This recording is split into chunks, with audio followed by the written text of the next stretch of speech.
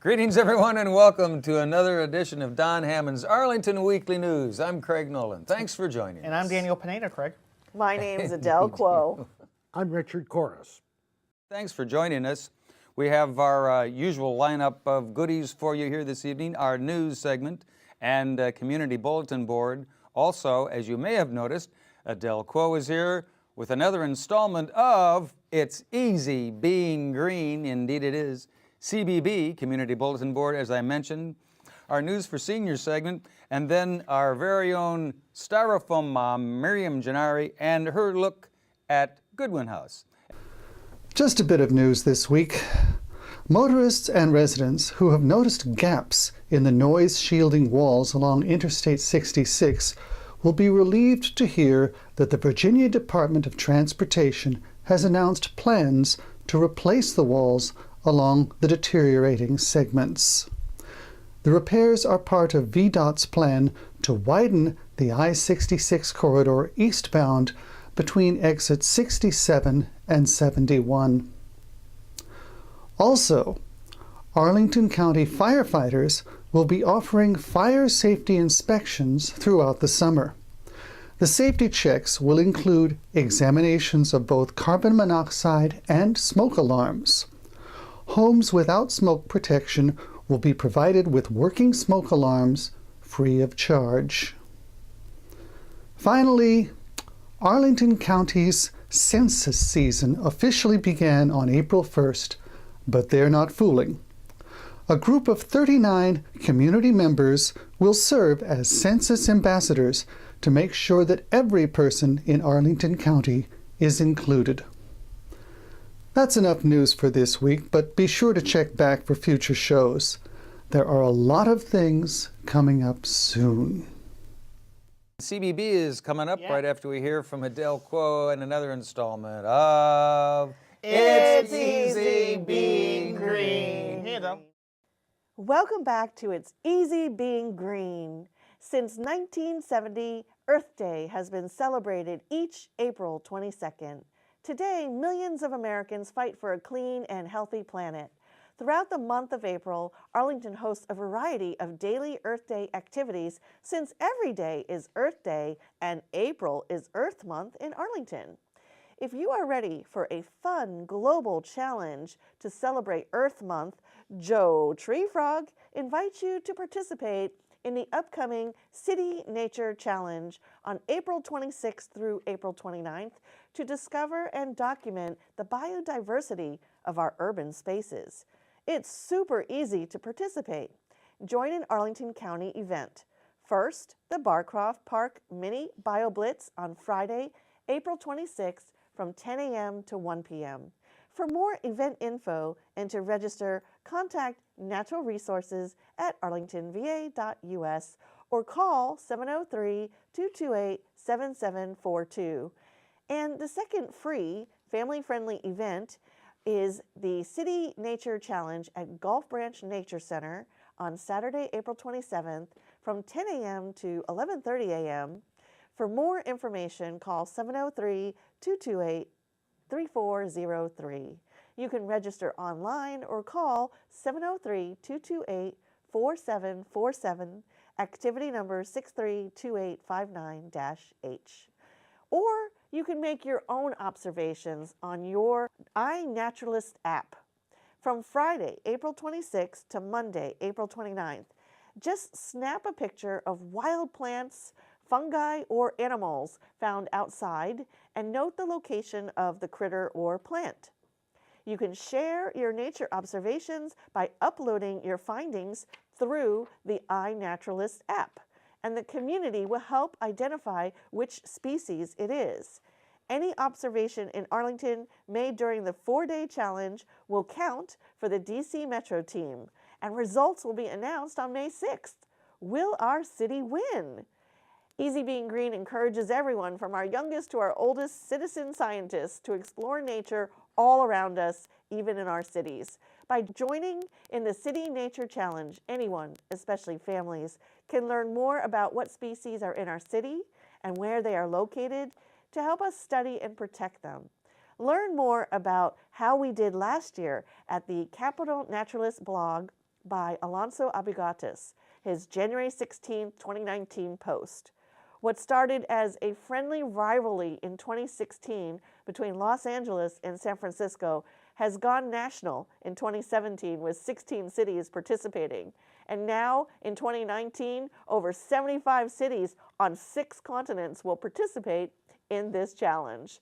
This international competition helps people find and document plants and wildlife in cities around the world. It's an exciting global contest to see which city on the planet can find the most species and who can engage the most residents. So remember, it's easy being green. Thanks, Adele. We Thank you, Adele. appreciate it as always. Here we go, as promised now, our CBB Community Bulletin Board file. There's a special Earth Day festival coming up during spring break. It's called Earth Fest, and it's a free, fun way to learn about compost, recycling, energy efficiency, and a lot more. You'll be able to visit with naturalists from Arlington Nature Centers, play recycling games, and create with the Arlington Art Truck. That's all coming up on Wednesday, April 17 from 10 till 12 noon at Arlington Mill Community and Senior Center, 909 South Dinwiddie Street. For more information, give Nick England a call at the number on your screen and in your ear now, 703-228-7369. Daniel. Well, fans of energetic jazz, funky blues, and smooth Latin rhythms will want to check out the next event. It's a celebration of Jazz Appreciation Month, and it features Karen Lovejoy and the Lovejoy Group. Their rich vocals and outstanding musician will demonstrate the pure joy of their live performance. That all takes place on Friday, that's April the 19th, from 11 a.m. to 12 noon at the Walter Reed Community and Senior Center and Park, located at 2909 16th Street South. If you need more information, call Leanne Canute. That's at 703-228-0955. Craig, on to the next story. Another item in CBB, some families travel during spring break and some don't. After a few days, the families that don't travel often start looking for a reason to get out of the house for just a little while. Well, we have the very thing for you. It's called Spring Break Kids Karaoke, and it's free. It's also open to kids in all grades as well as their families. In addition to songs, there'll be light refreshments, snacks. And that's coming up Thursday, April 18 from 3 to 5 in the p.m. portion of the day in the Storytime Room of the Columbia Pike Branch Library. They're located at 816 South Walter Reed Drive. No reservations required. That's good news. Daniel.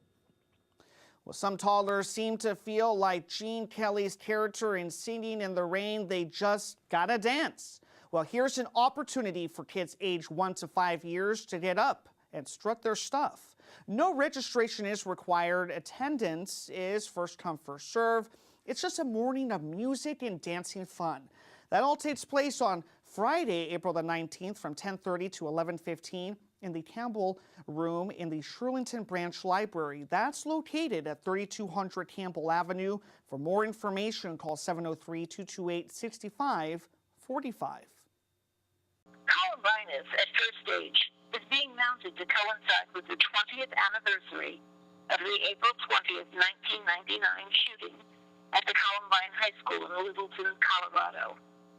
Written by Stephen Tarum and P.J. Paparelli and directed by Alex Levy and Juan Francisco Villa, Columbinus first takes a look at a high school that could be anywhere in suburban America.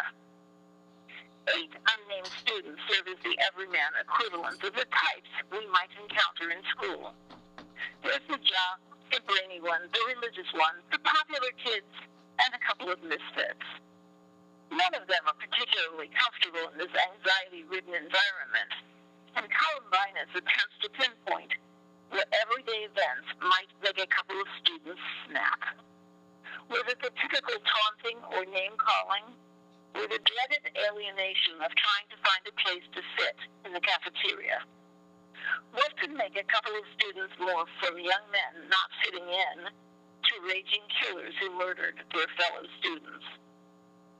In its second act, the play chronicles the events of that shooting. Rocky Nuns Fazio and Patrick Joy depict Eric Harris and Dylan Keebold as they bond in their rage and plot and carry out the massacre that ends with their suicides. Unfortunately, high school shootings have become commonplace in our culture, but the shooting at Columbine was a first, and it has become an indelible memory for millions of Americans. To look back on it 20 years later leaves us with questions that are largely unanswered. Were there warning signs? Could it have been prevented?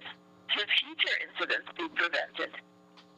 The staging of the second act with the cold and barren set design of Karen Kalecki and chilling projections of Lobby Hayes take us into the midst of that high school library. Reading transcripts of the 911 calls and reliving the terror felt by those victims is a much more intimate experience than reading newspapers or watching televised newscasts. Columbine continues at first stage through April 20th. Seeing it will only make you more keenly aware of the tragedy that has been repeated so frequently in the 2 decades that have followed it. Background checks and gun laws are woefully flimsy and have done nothing yet to stem this carnage. This is no light entertainment. It's a chilling and provocative look at a horrific crime that is too frequently repeated in our country. I'm Denise Pringle. Now back to the news desk. All right, our news for seniors now for this edition of Don Hammond's Arlington Weekly News. Well, the next event is called Eggs Are Not Just for Easter. And as any self-respecting chicken will tell you, it's totally true. Eggs are a source of low-cost, high-quality protein and vitamins, and in moderation, can be part of a healthy eating plan. Volunteers from the Virginia Cooperative Extension are coming to share new and tasty egg recipes. That's happening on Tuesday, April 16, from 11 a.m. to 12 noon at Walter Reed Community and Senior Center and Park, 2909 16th Street South. For more information, call Leanne Canuet at this number, 703-228-0955. Richard. Certified Medicare counselors will be offering an in-depth presentation about Medicare for those who are just joining. They will allow plenty of time for questions and answers. That's on Thursday, April 18th at 1 p.m. at the Arlington Mill Community and Senior Center, located at 909 South Dinwiddie Street. To register, call 703-228-0955. Craig. The process of settling an estate is complicated at best. It can even be overwhelming if you're a trustee or an executor for someone who has passed away. Attorney Allison Matthew Lambeth will discuss the tasks of marshaling assets, paying outstanding debts and taxes, and distributing inheritances and closing the estate. That is taking place on Wednesday, April 17 at 1:30 in the afternoon at Aurora Hills Community and Senior Center. They're at 735 18th Street South. For registration and more information, call them at this number, 703-228-0555. Richard. If you're interested and thinking of starting a business, the first step is to decide what form of business entity to establish. Attorney Allison Matthew Lambeth will discuss the most common types of business structures. She'll also explain the benefits and drawbacks of each type. That's coming up on Monday, April 22nd at 1 p.m. at the Lee Community and Senior Center, located at 5722 Lee Highway. To register, call 703-228-0555. Thanks to Judy Masabny for providing our senior stories this week. Hi, and welcome to another edition of The Sustainable Scoop. I'm at Goodwin House in Falls Church, Virginia, where many people come to retire, but certainly not to disengage. When I came here 15 years ago, that was in 2003, there were styrofoam everywhere. Styrofoam carry-out boxes and styrofoam great big mugs. And the Green Team, that's our environmental group, wanted to get rid of styrofoam if at all possible. So we asked our dining services director if it would be possible to turn our bistro and our dining room into styrofoam-free zones. And the director said, well, I think we could probably do that. And we said, isn't there some kind of container for carry-out that could be reused, be used over and over again? And the director and his assistant said, we will try to find such a thing. And in a catalog, they found this very box, this size. It's plastic, and it can take very severe heat. It can take the high heat in our kitchen big super duper dishwasher. It can be washed over and over again and be sterilized. So this was what we used for a while. And then the companies who make these reusable plastic boxes came up with different sizes. For example, this one for soup. And this one for smaller items. And this size for medium-sized items. And then we ran into a problem. Would you like to hear about the problem? The problem was that some residents, this is a senior living place, some residents would forget to bring the boxes back. The boxes are not cheap. These are like $5 each. As long as the boxes came back, the house saved money because they weren't buying styrofoam. They weren't still buying styrofoam, which was only used once, tossed, and then a new styrofoam would be used. So we worked really hard for several years and finally came up with the idea of having a sign attached to each box that says return to dining services. But it had to be able to also, just like the box, the sign had to be able to go through multiple hot water washes. But we solved that problem too. So really just a little information made all the difference.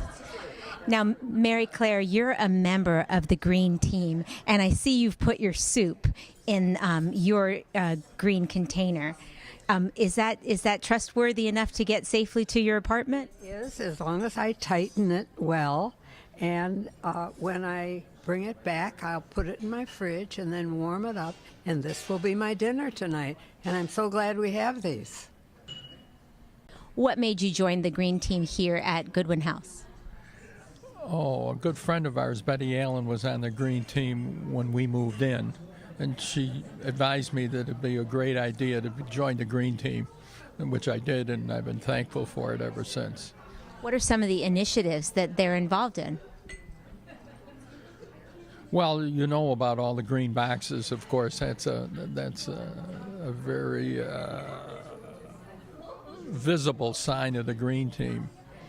But also we do sustainability, and we set up a table and a booth in the lobby here to inform the rest of the residents about issues of environmental impact on us.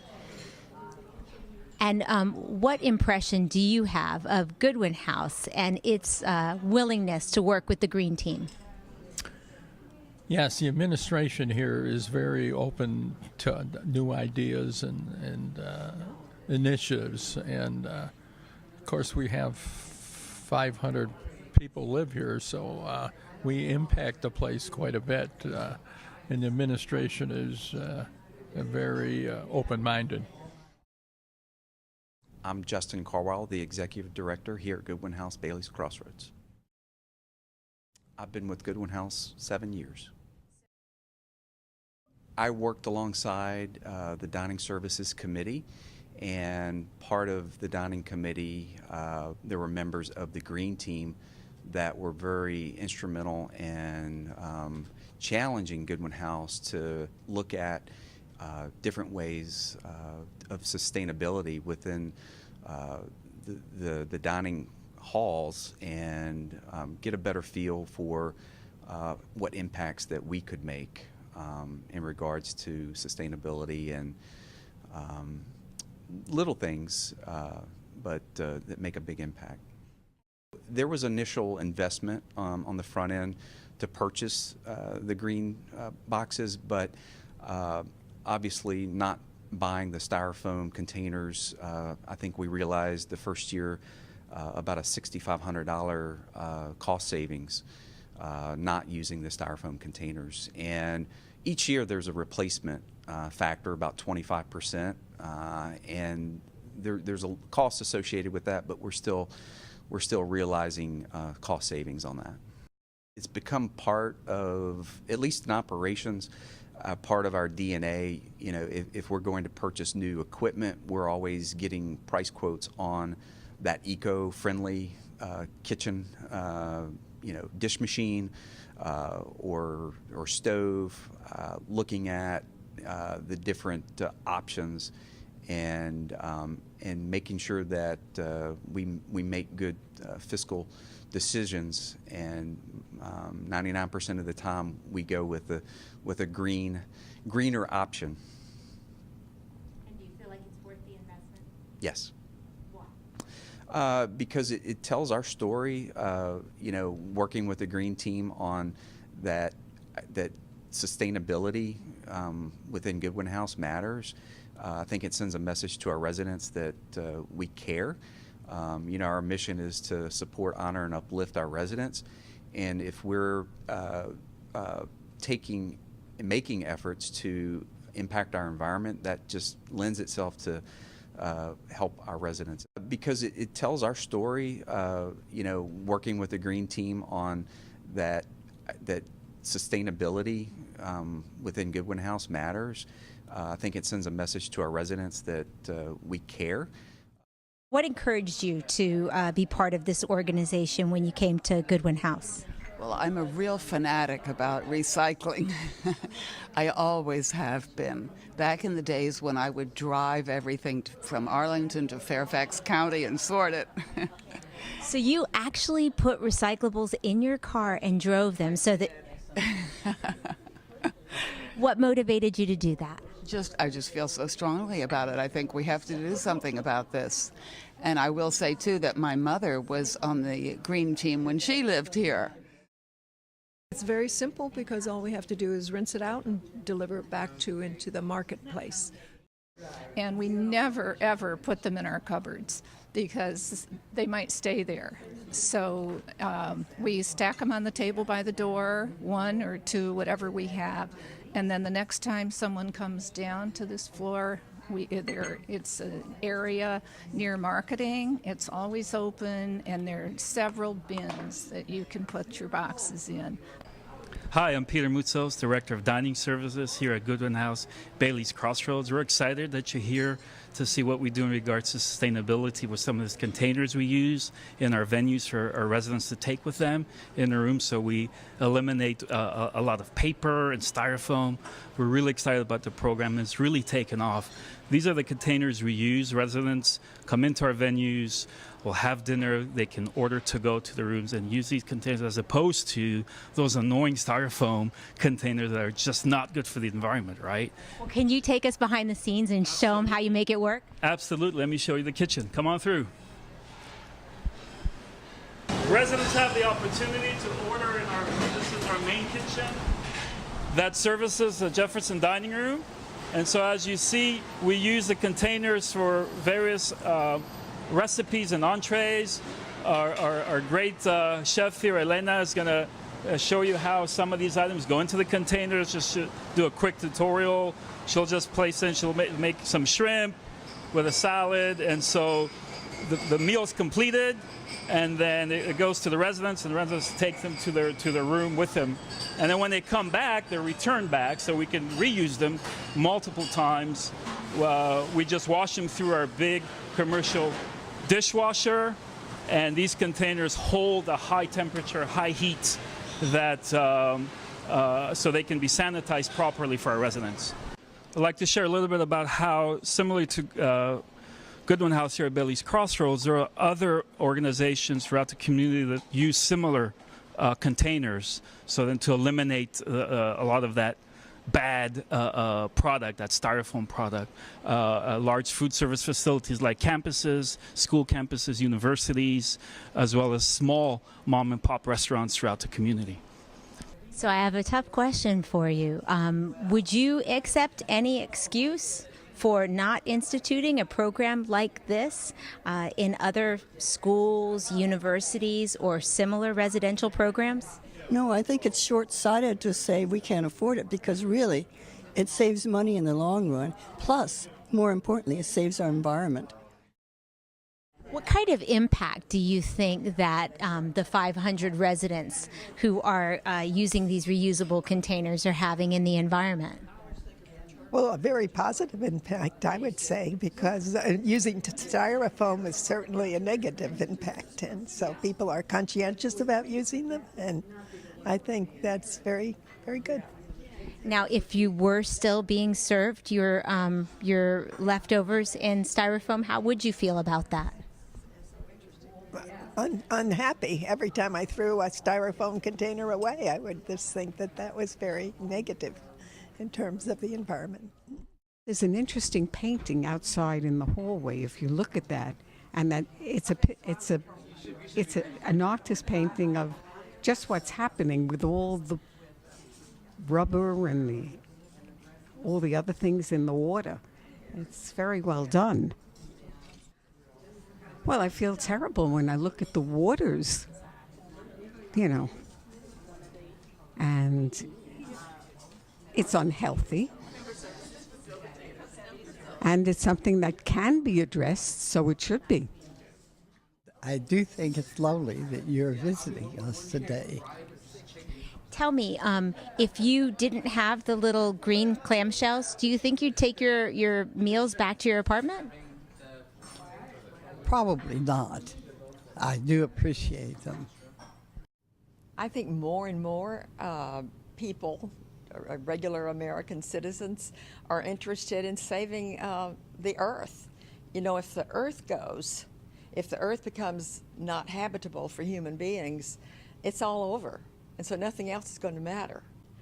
I can only speak for myself.